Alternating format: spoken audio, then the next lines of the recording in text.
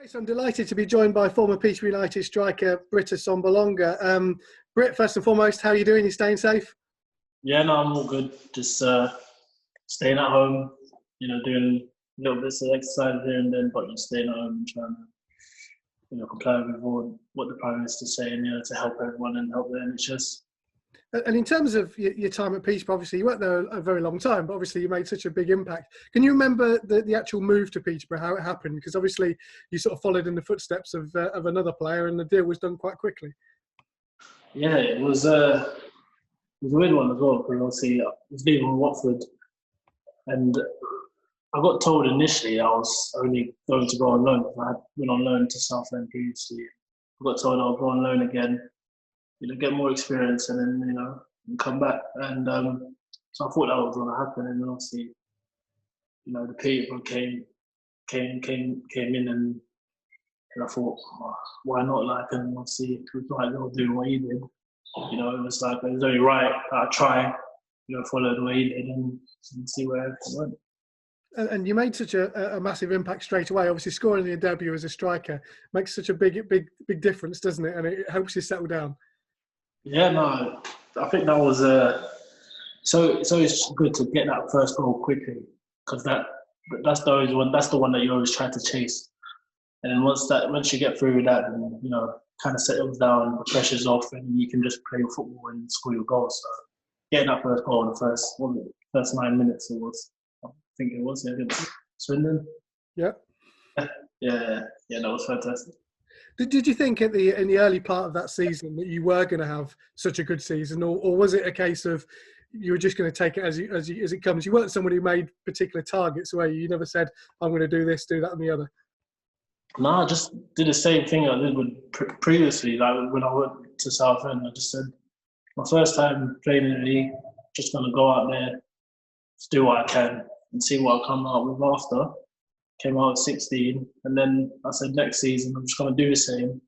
I've got more experience, so hopefully I can do better. And obviously went to Peterborough, and I did what I could. And in terms of the different types of goals you scored, you were we've had so many good strikers down the years, but you were a striker that scored all kinds of goals, weren't you? From outside the box, inside the box, headers, close range finishes, penalties. You had everything in your locker.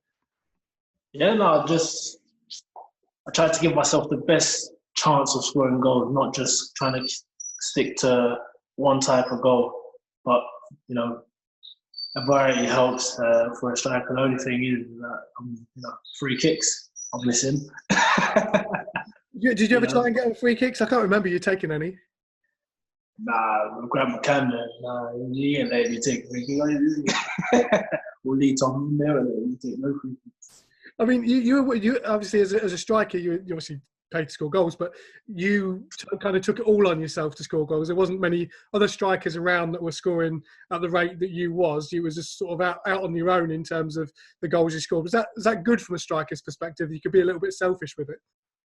Yeah, no, definitely.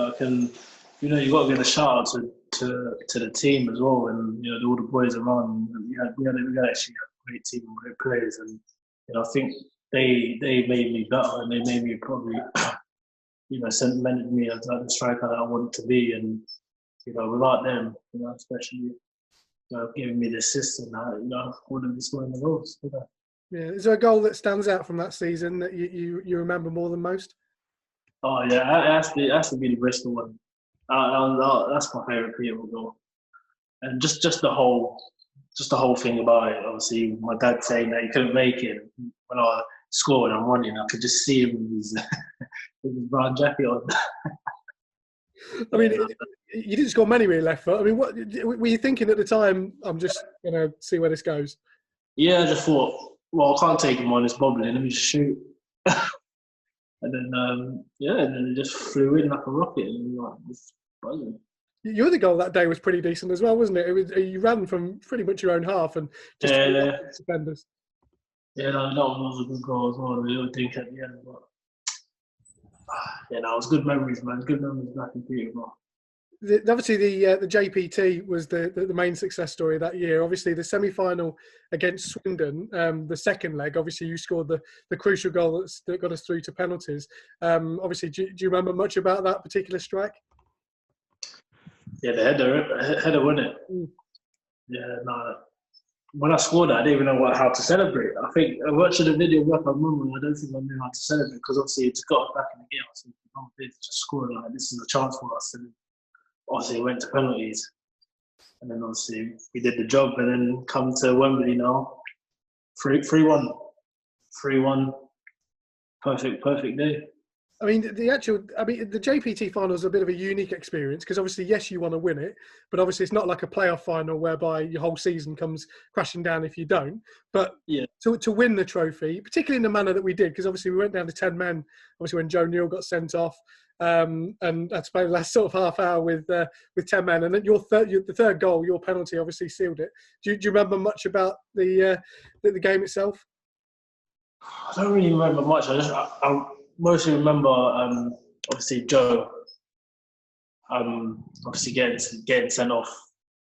Obviously, and the manager did go mad at half time, telling us to step up, and so then we just went out there. What was the score at half time? It was 2-0 at half time. We scored twice early. Josh McCoy and Sean Brisley scored, and they scored just after half time, I think. And then it was a sending off, and then obviously your penalty. I think Litz got brought down. Yeah, because obviously I was thinking because obviously we're up and then the manager just still shouting at us. I'm thinking, well, right, you know, and then you just saying like, go out there and score more goals. It's not over yet.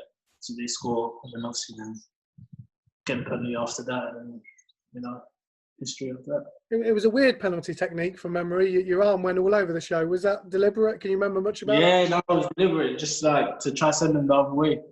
Because I was always going down the middle and that. I said it before the game to Adela, said, if I get a pen or anything, I'm just going to run straight down the middle and not going to complicate. And obviously the lifting the trophy and obviously the celebrations after, although the season didn't end the way we wanted it to end, there's still happy memories that you're able to say, look, we achieved that. Not many teams will achieve what we did. Yeah, no, definitely. Like, it was a good experience for me. Like, I know it was short, but it felt like a long time. It felt like I was part of something at Peterborough, you know, and obviously the Leighton Orient semi-final playoffs and that, you know, really thought that we could take it all the way there, you know, having done JPT and going to them, you know, to get to the championship. But, you know, it wasn't meant to be, but I really enjoyed it and it was in my heart at all the time. The manager, obviously, Dan Ferguson, what was he like to play for? Obviously, speaking to different individuals, obviously, as a striker, was he someone that was giving you encouragement, or was he the other way and sort of saying, like, you need to score goals? Nah, he was full of encouragement. He was full of encouragement. Every time, just encourage and make sure, just so I'm saying, like, make sure you just do what you need to do, how you feel is the best way you can play. You just do that. Never overcomplicate stuff, you know. With me and obviously with Rooster as well, like he was a handful, like, you know, on the training grounds, you know, teaching us like the right positions to be in, and like it helped us. So you know. And in terms of the move, obviously it happened fairly quickly. I think from recollection, you were playing in a pre-season game, or you were taken out of a pre-season game before you got the move. Can you remember much about that day?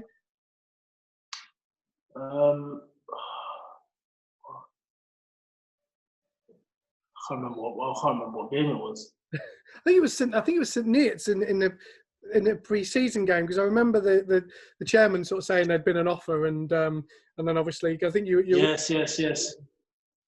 Yeah. He said there was an offer, and then obviously then I got taken out. He said, like, there's no point in you playing this game right now. Just wait and see. And obviously Nottingham Forest came through, and then obviously I spoke with the gaffer. And he was okay about it, and you know, Darren McKenzie was okay about it as well. And, you know, voiced my opinion of like how I thought, like, you know, going to the championship for me, that would be a good step for me. And, you know, they were full of support, literally full of support. I was thinking they're full of support, and you know, just like even afterwards, like, just like, so I got so much praise for them. You know, they helped me you know, with everything, and even like letting me go to Nottingham Forest and to benefit my career. Who was the main man in the dressing room? Obviously, you played with some good players. Was someone's banter that stuck out, or someone who really brightened the day when you were in the dressing room? I was banter that stuck out. It has to be Cosy.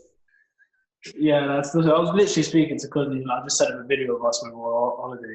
What was it, like 2 years ago? Yeah, no, he's not great, man. He's a funny guy. He's a guy that you always want in your change room. Well, we had quite a few, man, characters. Like Lee Tomlin, he's a character. Mendes, character. Tyrone, character. No, we had Zakwani, character. No, we've had quite a few. Even Swanee was a character. You know? in terms of Gabs, obviously everyone remembers him as putting his body on the line and everything along those lines. He liked the adulation, didn't he? It was bizarre that a defender would get so much love from supporters, but he pushed you very hard, didn't he, in terms of the fans' favourite? Yeah, literally. He's literally the wall, and you know, even like through games and that, he was. Like when I'm in the change room, he just walk past me and be like, "Britt, get us some goals today, please. Just get us some goals today." And I'll be like, "Yeah, all right." I said, "You hold out for us at the back there," and he did these bits and the nuggets. Yeah, but he was a good guy in the change room. Yeah, and just finally, the goals you scored that season obviously got you the move. It's very bizarre that a striker would score that many goals and the team not go up. Is that something you look back on and think we probably should have? Yeah, like I would have loved to have went up. And that's the only downfall, you know, is that we didn't go up that season. It would have been a great season. I would have done the JPT, then getting promoted as well, and then, you know, being a part of that, it would have been great. And you know, but you know, it weren't meant to be. But everything happens for a reason, and you know, obviously now with all the pandemic that's happening now, don't know whether the season will be back, you know, for Peterborough, but I'll just follow and check everything that's happening. Vibing already, doing good.